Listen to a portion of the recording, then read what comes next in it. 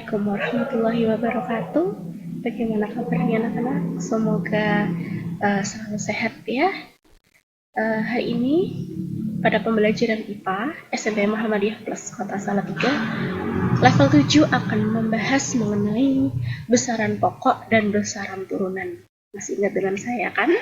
Sebatul Firdaus, bisa dipanggil Bu Firda. Oke. Untuk lebih jelasnya, mari kita simak penjelasan selanjutnya. Oke, untuk yang pertama, bahwa pengukuran itu sudah menjadi satu kesatuan dari IPA. Jadi, IPA tanpa pengukuran itu seperti sayur tanpa garam. Nah, kira-kira apa saja sih yang dibahas pada materi pengukuran ini? Yang akan kita bahas adalah besaran pokok dan juga besaran turunan. Sebelum masuk ke besaran pokok, Bu Fir akan sedikit menjelaskan mengenai satuan. Jadi satuan itu ada yang dinamakan satuan baku dan juga ada yang namanya satuan tak baku. Satuan baku itu adalah satuan-satuan yang sudah disepakati oleh berbagai negara untuk dijadikan patokan dari pengukuran. Nah, contohnya gimana? Contohnya seperti yang bisa kalian lihat di sini. Ini adalah besaran-besaran pokok dengan satuan yang sudah ditetapkan oleh sistem internasional. Kalau satuan tak baku itu contohnya seperti apa, Bu? Seperti jengkal, depa, kemudian banyak sekali satuan-satuan lain yang itu sesuai dengan daerah masing-masing untuk menyepakati itu. Gitu. Nah, untuk satuan dari besaran pokok bisa kita lihat di sini ada panjang, satuannya meter, kemudian massa satuannya kilogram, waktu dengan sekon, kemudian suhu menggunakan Kelvin, kuat arus ampere, kemudian intensitas cahaya kandela, kemudian jumlah zat itu mol. Lambang satuannya bisa dilihat di sebelah sini, ada M, Kg, S kecil, K besar, A besar, Cg, dan mol. Kemudian satuan-satuan ini sudah ditetapkan pada satuan sistem internasional seperti yang sudah saya jelaskan di awal tadi ya. Satuan ini bisa juga disebut sebagai sistem MKS. Apa itu sistem MKS? Jadi MKS itu adalah meter, kilogram, sekon, dan besaran-besaran satuannya sudah ditentukan, itu disebut besaran pokok. Nah, pada standar satuan panjang kita biasanya menggunakan meter. Misalnya meja itu berukuran 1 meter, kemudian kursi itu lebarnya sekian meter, dan masih banyak lagi ya. Biasanya yang digunakan adalah mistar atau penggaris, ataupun juga bisa ketika benda itu lebih besar biasanya menggunakan meteran, alat meteran gitu ya, pasti udah pada tahu kan. Nah, kemudian yang akan kita bahas selanjutnya adalah jangka sorong. Penasaran? Yuk kita simak. Nah, untuk jangka sorong bisa kita lihat bentuknya seperti ini ya. Kemudian ini ada bagian-bagiannya. Bagian ini adalah rahang sorong atas, rahang tetap atas, rahang tetap bawah. Kemudian ini adalah perumpamaan benda yang akan diukur. Kemudian ada rahang sorong bawah, ada skala Nonius, kemudian ada skala utama, dan juga ada tangkai ukur kedalaman. Nah, Bu, kira-kira gimana sih cara kita untuk membaca jangka sorong? Sebenarnya untuk cara membaca jangka sorong itu hanya perlu ketelitian, dan jangan sampai tertukar antara skala utama dan juga skala Nonius. Skala Nonius yang kecil itu ya, yang bawah. Nah, cara membacanya seperti ini. Yang pertama, membaca skala utama. Skala utamanya berarti yang atas ya.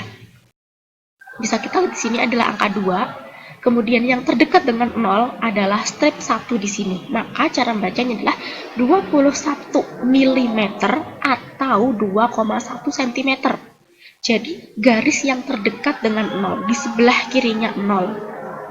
Kemudian yang kedua adalah skala Vernier atau skala Nonius. Kita lihat untuk skala Nonius adalah garis yang lurus atau sejajar dengan skala utama. Di sini bisa kita lihat 1, 2, 3, garis ketiga.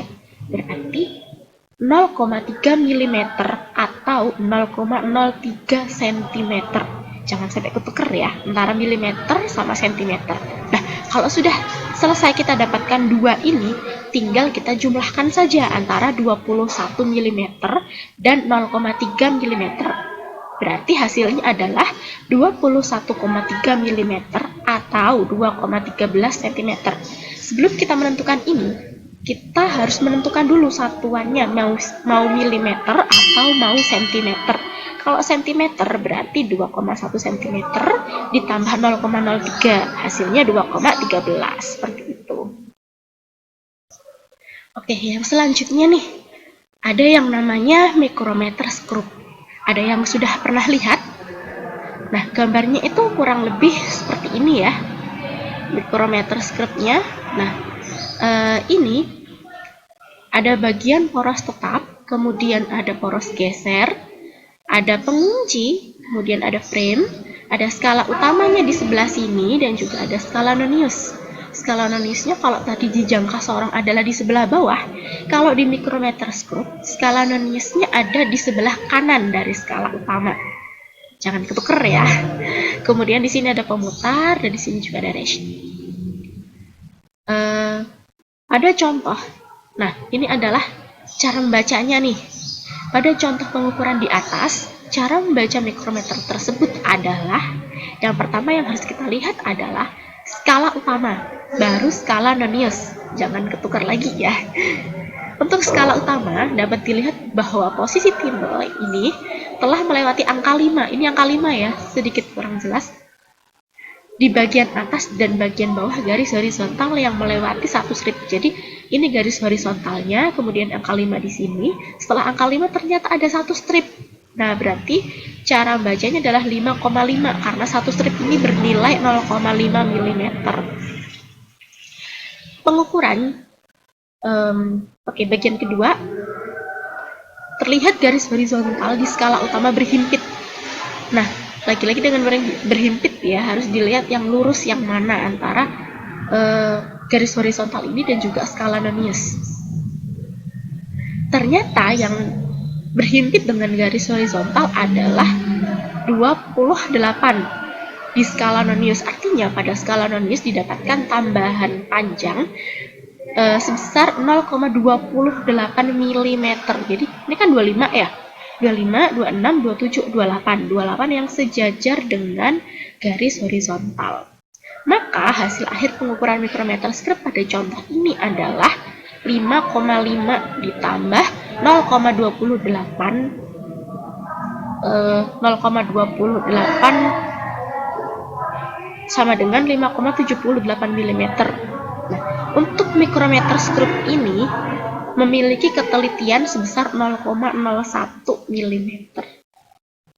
Oke, yang selanjutnya, sebelum kita beranjak ke besaran turunan, setelah kita mengetahui tentang mikrometer screw, selanjutnya ada alat yang biasanya kita gunakan, yaitu untuk mengukur standar satuan waktu, yaitu arloji atau jam dan juga stopwatch. Untuk waktu, dia memiliki satuan sekon ya, jangan lupa. Terus yang selanjutnya, kita memasuki materi besaran turunan dan satuannya. Bisa kita lihat di sini simbolnya. Ada E besar, P, dan seterusnya. Kemudian eksa, peta, tera, giga, mega, dan seterusnya. Ini pasti kalau bagi yang belum tahu, pasti masih asing ya dengan istilah. Apa sih Bu ini? Kok ada eksa, ada peta, ada tera. Kalau giga ini mungkin ukuran flash disk, besarnya berapa giga. Nah, kalau ini juga termasuk ke dalam besaran turunan. Nah, biasanya untuk anak usia sekolah dasar yang diketahui adalah kilo, hekto, deka, desi, senti, mili. Sampai sini aja kan. Nah, ketika kalian sudah masuk di sekolah menengah, kita akan mulai mengenal apa itu eksa sampai atu. Kemudian ini Bu, apa sih Bu 10 pangkat 18? Jadi ini adalah besarnya eksa itu. Besarnya eksa adalah 10 pangkat 18. Bukan berarti 10 dikali 18 ya, tapi 10 nolnya sampai 18. gitu. Begitu juga dengan 10 pangkat 1. 10 pangkat 1 nolnya 1. Kemudian 10 pangkat 2 nolnya 2 dan seterusnya ya sampai 18. Cara untuk menghafal ini sebenarnya sangat mudah sekali. Kalau dulu saya waktu di sekolah menengah pertama juga diajarkan oleh guru dulu ya, untuk cara menghafalkan ini tuh gimana. Jadi caranya dihafalkan dengan cara disebutkan secara cepat. Misalnya, hexapeta giga mega kilo hekto deka desi sentimili mikro nano pico femto alto. Begitu terus berulang dan insya Allah nanti akan hafal sendiri. Ketika sudah hafal ininya, tinggal kita hafalkan ininya. Dimulai dari kalau eksa plus 18, plus pangkat 18. Kalau ato yang paling bawah itu adalah 10 pangkat minus 18. Untuk yang selanjutnya tinggal kelipatannya gitu ya. Nah, untuk selanjutnya ini ada lagi nih panjang. Bu, apa sih inci, feet, yard, milimeter, meter dan sebagainya. Ini termasuk ke dalam konversi satuan. Jadi perlu kalian ketahui bahwa ada beberapa negara yang menggunakan satuan lain. Jadi tidak semua negara menggunakan ini, hanya negara tertentu saja. Misalnya inci, ons, kemudian knot, dan lain-lain. Agar mudah dimengerti dan dikomunikasikan kepada orang lain, maka satuan tersebut dapat dikonversi. Apa itu dikonversi? Dialihkan ke sistem matriks. Nah, ini adalah contoh-contoh dari hasil konversi beberapa satuan. Bisa dilihat di sini ya. Nanti kan bisa di-download ini untuk materinya. Oke, nah sebelum saya jelaskan tentang tugas ini, saya ingin sedikit merangkum tentang apa yang tadi sudah kita bahas bersama-sama, bahwa sesuatu yang dapat diukur dan dapat dinyatakan dengan angka itu disebut besaran. Kemudian mengukur adalah membandingkan suatu besaran dengan besaran lain yang sejenis, yang dijadikan sebagai satuan. Kemudian besaran dibedakan jadi 2 macam, yaitu besaran pokok dan besaran turunan. Dalam IPA dikenal 7 macam besaran pokok, yaitu panjang, massa, waktu, kuat arus listrik, jumlah zat, suhu, dan intensitas cahaya.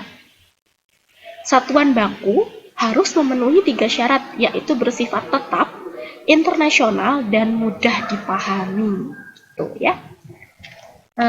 Selanjutnya, untuk tugas, untuk anak level 7 SMP Muhammadiyah Plus Kota Salatiga, hanya sederhana. Jadi kalian silahkan menganalisis bagaimana sih emas itu ketika dipanaskan hingga memuai, apakah massa emas itu bertambah? Silahkan diungkapkan alasan kalian dengan detail dan menggunakan bahasa kalian sendiri. Seumpama nanti menggunakan mencantumkan mengambil dari sumber lain, silahkan dicantumkan sumbernya, misalnya melihat di buku apa, itu ditulis. Oke, jangan lupa sertakan nama lengkap dan kelas ya. Jawaban langsung ditulis pada kolom jawaban di Google Classroom sesuai dengan tempat yang nanti akan disediakan sesuai dengan jadwal ya. Oke, sekian untuk pertemuan kali ini. Nanti untuk sumber akan saya jelaskan di deskripsi dari channel ini, di materi ini, bahwa yang telah kita pelajari tadi saya ambil dari buku Ilmu Pengetahuan Alam terbitan dari PT 3 Serangkai Solo. Oke, bisa dilihat bukunya ya. Terima kasih untuk hari ini. Semoga sehat selalu. Assalamualaikum warahmatullahi wabarakatuh.